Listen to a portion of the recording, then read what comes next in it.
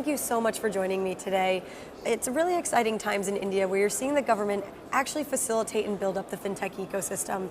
But one thing I want to know first is, you've garnered the nickname of the Fintech Yatra guy. What does that mean and how did that come about? First of all, thanks a lot for having me here.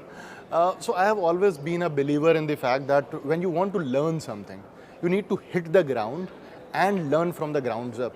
I've always been a believer in the small data first and then big data later, which is essentially you need to first make sense of basics around you to be able to make sense of larger analytics and so on and so forth. So therefore, the idea of Fintech Yatra is a word in Hindi, it essentially means journey. The Fintech journey, the idea behind that Fintech journey was that when we want to do something for the startup ecosystem, why not go to them, talk to them, and then appreciate what can be done for them. So therefore, the idea is that every year we undertake a 10,000 odd kilometers journey. We start somewhere in June, we travel 19 odd Indian cities, we remain on road for more than 75 days continuously, and we meet up with 500 startups one-on-one. So like this conversation, we do 1 hour conversation with 500 startups, we do 500 hours of conversation, we video record them, we try to understand and appreciate what is happening in the ecosystem, and by putting it all together, that essentially leads to creation of a unique accelerator that we call as Mumbai Fintech Accelerator. So the Yatra or the journey is essentially about search for unique ideas by hitting the road and then appreciating what can be done with those ideas in form of an accelerator. Well, that's quite the undertaking, but it must be an exciting journey to see all of these fintechs, and it must be encouraging to see that so many people are looking to get into this space.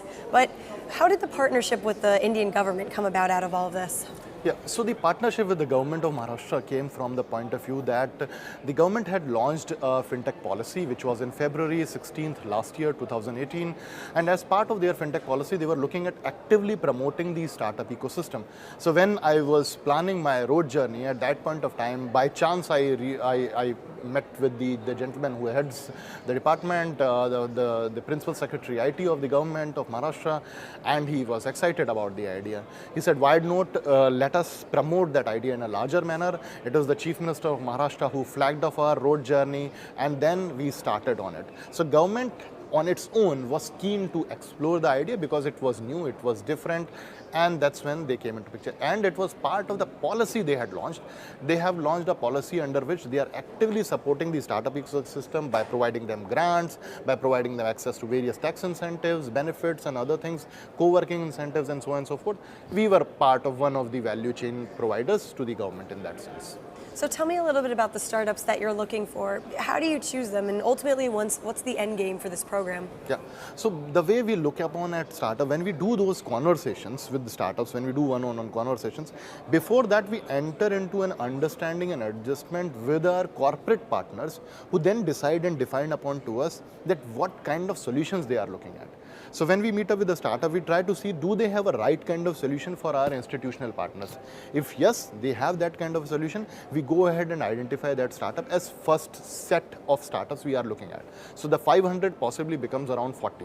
Then that 40 is something which then we further curate and try to see that which 12 out of them make most sense from the point of view of what kind of team they have, what is the level of commitment of the team, what is the segment expertise of the team, and what is the applicability of the system of the solution, and how much friction it is reducing from a value chain, and what is the applicability of it to our institutional partners. So that's how essentially we explore the ecosystem. So what's next then for the accelerator? So what's next is that today the accelerator is maturing, which is graduating. Our first cohort is graduating.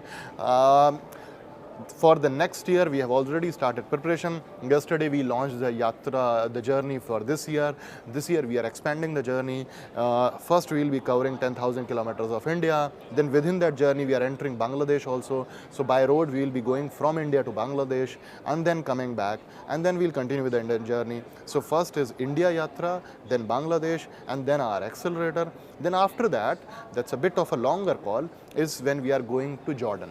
So we are going to do a Gulf journey, wherein we'll starting from Jordan, we'll end in Muscat, we'll cover 8 countries in Gulf ecosystem. We'll be traveling to Jordan, Muscat, Oman, Bahrain, Saudi Arabia, Abu Dhabi, Dubai, 8,000 kilometers, 8 countries, one journey to explore the startup ecosystem of that country. 30 days we will be on road. Well, that's incredible. I feel like we need to turn this into a reality show and follow you around the country because it's an incredible story. It really is. But thank you so much for your insights and congratulations on the continued success of this program. Thanks a lot. This journey and the previous journey was also a BBC documentary. So if you search with my name on Google, you will find The Cashless Man of India, which was a BBC documentary. It became a documentary which was shown last year at SXSW 2018. It was made by world's best known photographer. I'm forgetting his name. That gentleman made the documentary. He flew from New York. We shot for 7 days in India, and it was a larger piece. From CNN to Al Jazeera to practically every major media house you can name have covered their journey like anything. Well, that's incredible. Well, there you go. You're already famous on TV. So again, congratulations and thank you so much for your time. Pleasure. Thanks a lot. From Medici Studio, I'm Shannon Rossick.